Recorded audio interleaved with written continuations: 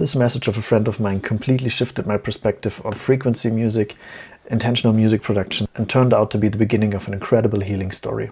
Her brother, struggling in an ICU, found his way out of a delirium through my music. This was nothing short of magical. Trust me, you don't want to miss this story, especially if you're a skeptic like me. My friend who wrote me this message is actually a journalist, and she wrote an article about the story of her brother, and I want to read it to you today. So let's get right into the story. It was actually just supposed to be a nice winter walk through the snowy forest that our brother and his best friend set off on that day at the end of January. Instead, it was the last day of his normal life, because on the way into the forest my brother's aorta tore. What does an aortic dissection mean? We have all learned one thing. He, his family, and all his good friends by now. Above all, it means that nothing will be the same afterwards. Our brother survived the tear in the inner wall of the entire main artery, among other things because his friend reacted so quickly at the time. But after about 2 weeks of back and forth, changing clinics 3 times and still seeing his situation deteriorate, heart specialists at the large university hospital determined only major surgery to open his chest would save his life. The plan? In order to sustainably improve blood flow to the already severely affected abdominal organs, the abdominal aorta should be stabilized with several stents. In addition, a new artificial aortic arch had to be inserted, and a small but important cerebral artery had to be relocated, during an 8 to 10 hour operation with planned cardiac arrest. The actual chances and risk of such an extreme operations are high and cannot be estimated. Our brother consciously decided to say yes to the operation. There was no alternative. What followed was unlike anything we could have imagined. The operation was actually successful. The patient was responsive again the next day. But the massive intervention in his body had left deep marks. He could no longer see in one eye, and one side of his body was apparently paralyzed, or at least extremely weakened. He continued to struggle with poor kidney and liver values and had to undergo dialysis. His gallbladder had a hole and needed to be drained. That meant another tube, in addition to the many other tubes on his rapidly wasting body. And somehow, he didn't really return to our world mentally. He almost only slept, was able to laboriously formulate a few words before slipping back into sleep or whatever it was. He had been in an intensive care unit for almost 3 weeks since the operation. We would later learn that our brother spent 3 weeks delirious. At the moment, however, everything was unclear. And once my sister said what I was thinking but never dared to say. I think he's slipping away from us. Sorry. Take a moment for that.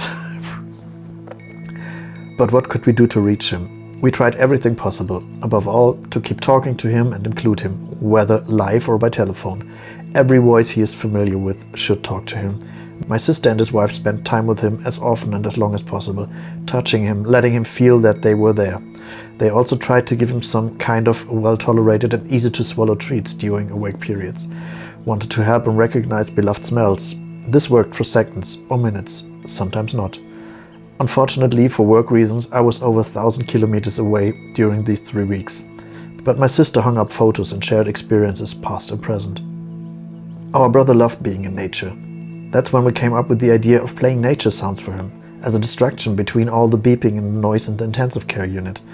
I feverishly searched through my sound library for the right sound, and even when I thought I was pretty knowledgeable in this area, the research didn't really come up with anything that fits. Until the moment I remembered this track by Frank, The Temple of the Ancients.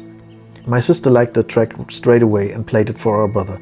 What happened next was very special, so special that we'll never forget it. Our brother suddenly listened, very focused. He kept his eyes closed, but the blood pressure dropped and his breathing became more even and calmer.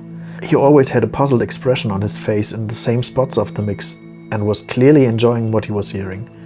After a while he fell asleep, very deep and firm. It was the end of his delirium. The next day he was awake, really awake. Later he told us what has happened, describing it somewhat like this. I wasn't really myself the whole time, and somehow removed from my own body. I was watching from above, from the corner of the hospital room. I saw myself lying down there in the bed and I didn't know what to do. I couldn't express myself or make myself known properly. I somehow had no language left and I didn't know how to get my information to this person lying down there. It didn't work. Until there was this... Sorry. It's touching.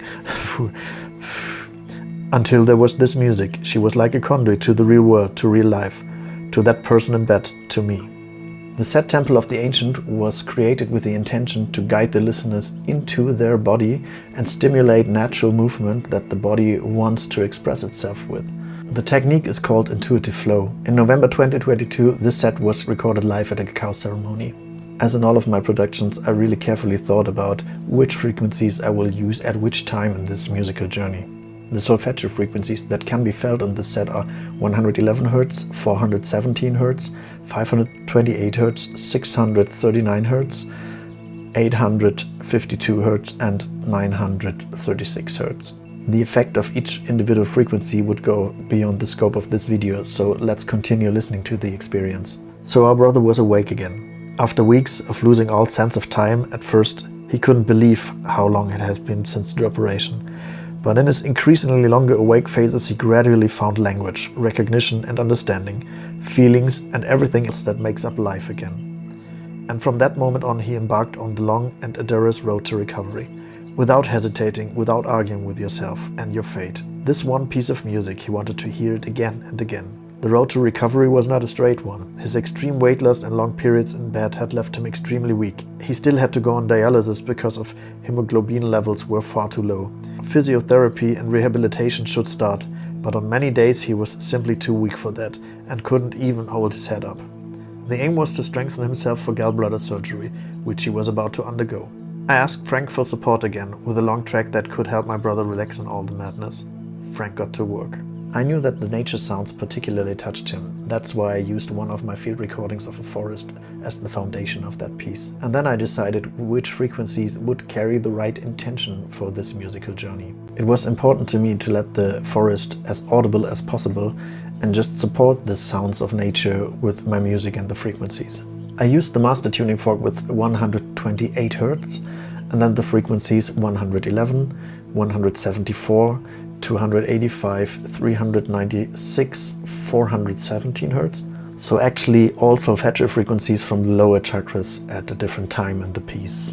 My intention was to ground him back into the body. That's why I did not use any high vibration spiritual frequencies. I also had to include the miracle frequency of 528 Hz because what we wanted to experience was a miracle. Since it was important to me that he did not only feel the music but also saw that the music was specially made for him, I named it after him, Healing Forest for Jürgen.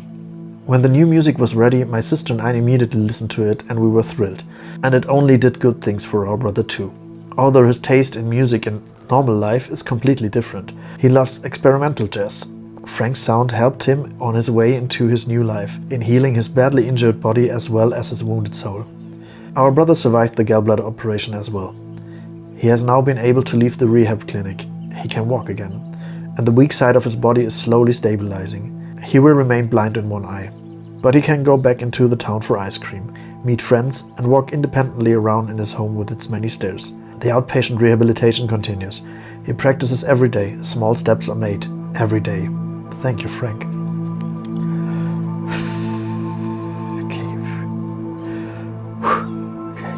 Myself again.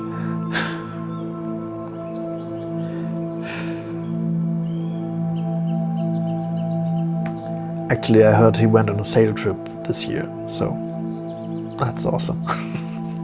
Unbelievable. And this, my friend, is an incredible example how frequency music and intentional music production can facilitate healing. 3 months later, I got a picture. Jürgen walking out of the rehab with a crutch under his arm. I love what frequency music does to my system and I love listening to it. I think there's actually some science in how to use certain frequencies, even if it's like frontier science, or some people even would call it pseudoscience. But isn't it fascinating how the sounds and the intention I put into the music played such a crucial role in a real medical recovery? For me, being the skeptic that I sometimes am, the story was not only deeply touching, it was reassuring for me that frequency and music is one path of healing. And having experienced healing through creating music, meditation, spiritual work, I am a firm believer in whoever heals is right, no matter if it's a doctor, a shaman or a sound healer. So always remember, music is magic and music is healing. Thanks for watching.